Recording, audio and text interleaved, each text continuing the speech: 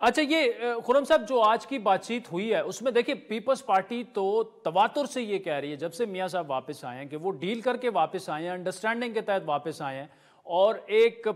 جماعت کو جو ہے وہ جتوانے کے لیے فیسیلیٹیٹ باقاعدہ سے کیا جا رہا ہے۔ اب یہ بڑی ایک ایسی سٹیٹمنٹ ہے کہ اس پر ابھی تک نون لیگ نے پراپرلی تو رسپونڈ نہیں کیا، آلدو دونوں قائدین کی تو آج بات ہو گئی ہے، لیکن اگر پیپلز پارٹی کا سٹانس یہی رہا تو پھر آپ کو تو رسپونڈ کرنا پڑے گا، آپ کو بتانا پڑے گا کہ آپ کیا ڈیل کر کے آئے ہیں، ڈیل کے بغیر آئے ہیں، اور آپ کو کون فیسیلیٹیٹ کر رہا ہے الیکشنز آپ کو جتوائے جا رہے ہیں۔ نہیں، میں تو رسپونس صرف یہ دوں گا کہ کاش جب 2002 میں اور 2008 میں اور 2018 میں محمد نواز شریف کو غیر قانونی اور ناانصافی کے ذریعے الیکشن سے باہر رکھا گیا تو اتنا شور اس وقت بھی ڈالا جاتا ہے کہ یہ دیکھیں یہ تو نواز شریف الیکشن سے باہر ہیں، یہ تو لیول پلینگ فیلڈ نہیں ہے۔ لیکن یہ ایک اصطلاح جو نئی بن گئی ہے، دیکھیے جو پلینگ فیلڈ ہے وہ ہم سب کے سامنے ہے، اور اس کی جو حقیقی صورتحال ہے وہ بھی ہمارے سامنے ہے۔ ہمارے سامنے یہ بھی ایک ایشو ہے کہ جو پلینگ فیلڈ کو تحریک انصاف نے 9 مئی کو آگ ہی لگا دی نا، اس پہ حملہ آور ہو گئے اس پلینگ فیلڈ کے اوپر، تو لہٰذا یہ سارے ایشوز کو سامنے رکھ کر یہ باتیں ویسے تو اپنے ووٹروں کو سنانے کے لیے یا اپنی جو بیس ہے، ہم سب کی جو ووٹروں کی بیس ہے جہاں جہاں بھی ہے ملک میں، اس کو مضبوط کرنے کے لیے تو اچھی ہیں، لیکن حقیقت یہی ہے کہ ان کے سامنے ہے کہ آج جو نواز شریف کی واپسی ہے وہ کسی بھی طرح عنایت نہیں ہے، ازالہ ہے اس ناانصافی کا جو ان کے ساتھ ہوا تھا۔ تو یہ اگر میں انگریزی استعمال کر سکوں، لیکن خرم صاحب ازالہ ٹھیک ہے، ازالے کے لیے بھی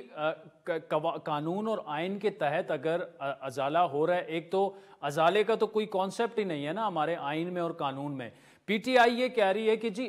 دیکھیں اگر زیادتی ان کے ساتھ ہوئی بھی ہے، وہ یہ کہہ رہے ہیں یہ تو سپیڈی جسٹس ہے، وہ جہاز سے اترے تو انہیں تو عدالت کے سامنے سرنڈر ہونا چاہیے تھا، انہیں تو جیل جانا چاہیے تھا، ان کے فنگر پرنٹس ہوئے، اسلام آباد ایئرپورٹ پر عملے کو منگوایا گیا، پھر جا کے انہوں نے جلسہ کیا اور اس کی دھڑا دھڑ ضمانتیں ہو رہی، یہ ان کا موقف ہے جو میں آپ کے سامنے رکھ رہا ہوں۔ جی ان کا موقف جو ہے وہ اس لیے انتہائی کمزور ہے کیونکہ یہ وہ لوگ ہیں جن کو گاڑی میں بیٹھ کر ایک دن میں لاہور ہائی کورٹ نے 9 ضمانتیں، یعنی ایک ورکنگ ڈے میں 9 ضمانتیں، اور ایک وقت ایسا تھا جب 17 حفاظتی ضمانتوں پر یہ لوگ ان کے جو لیڈر ہیں یہ تھے، تو لہٰذا یہ کہہ دینا کہ جی ان کو عدالتوں سے کبھی کوئی ریلیف نہیں ملا۔ نواز شریف نے تو ایک مثال قائم کی ہوئی ہے، ان کا ماضی یہ کہتا ہے کہ انہوں نے نیب کورٹ میں